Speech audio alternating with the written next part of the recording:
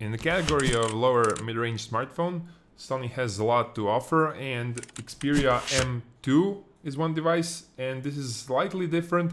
M2 Aqua, which you guessed means it's waterproof. But it's not only waterproof, it feels a little bit better under the thumbs. I like it, so check the rest of my review.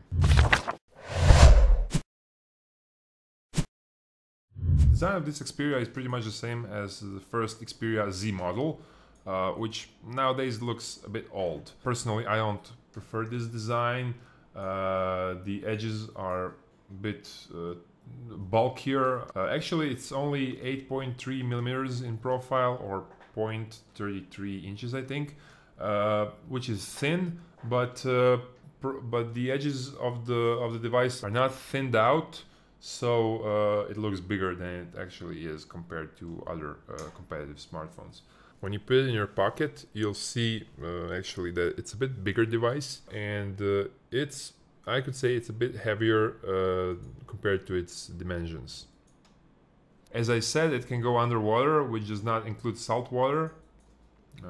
Anyway, it can hold up to 30 minutes under maximum 1.5 meters below the surface. And before putting it underwater, you should check all the ports. You should check if they're sealed. And then you can snap images underwater, because this device has a side key for camera. Display has 4.8 inches, which is pretty big. Edges of the display are not too big. Resolution is good enough. It's not the best, it's not the premium, but it's good enough. You won't see pixels on the screen. It's I think 230 ppi. It's an IPS display, so you get good viewing angles, but colors look a little bit washed out compared to HTC and Samsung devices, which was always an issue with Sony, but it's not terrible. It's not a reason why I wouldn't buy this device. It's just different when you put HTC compared to this Xperia.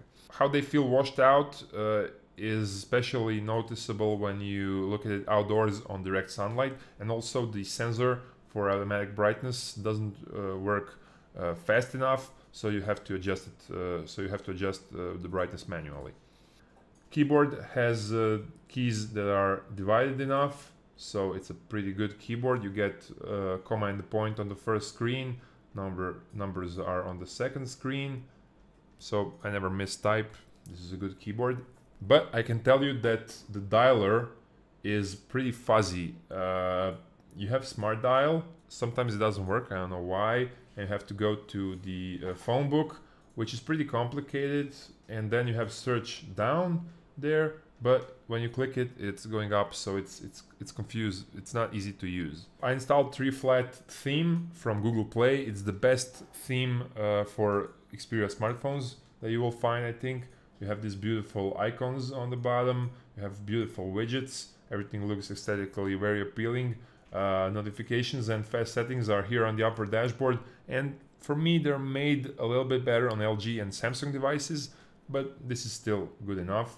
What I really dislike is that you cannot adjust the loudness for messages and separately adjust the loudness for ringtones. Speaker is on the bottom of the device. I guess Sony engineers had a little challenge while creating the speaker for this device, because it's waterproof. I don't like it because when I hold the device like this, I cover the speaker. Also, sometimes when I hold it like this, I cover it again, and the loudness is not very high. It's a solid speaker with average sound. If you're gonna watch YouTube videos or listen to music, you should be in a room that is quiet enough so you could hear this speaker. So this is the maximum volume.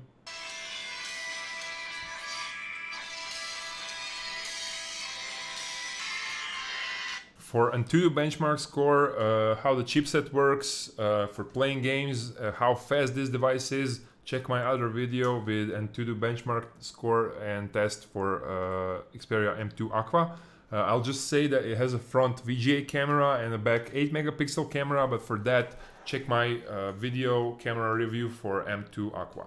If you have a limited budget and this is the maximum price you can pay for a smartphone, or if you get it offered in some mobile tariff, you always ask me in YouTube comments and on Facebook and on website, should I buy this device?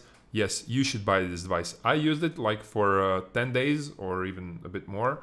And, I'd used Facebook, YouTube, I watched YouTube videos, I used Instagram, WhatsApp, and all those regular applications. It has 8 GB of internal memory, which is enough for all the applications. It works solidly. It's good enough.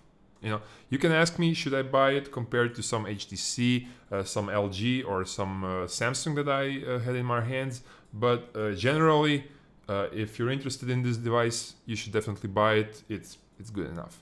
That's all from me. Subscribe up there on our YouTube channel. Like this video, like us on Facebook, follow us on Instagram. I know you have Instagram. And follow us on Twitter. And what else? That's all, folks. Thanks for watching. Oh, one more thing. To see what grades I gave, to see the pictures, camera samples, and all the other stuff for Xperia M2 Aqua, visit GdgtCompare website and check my detailed review. Thank you, guys.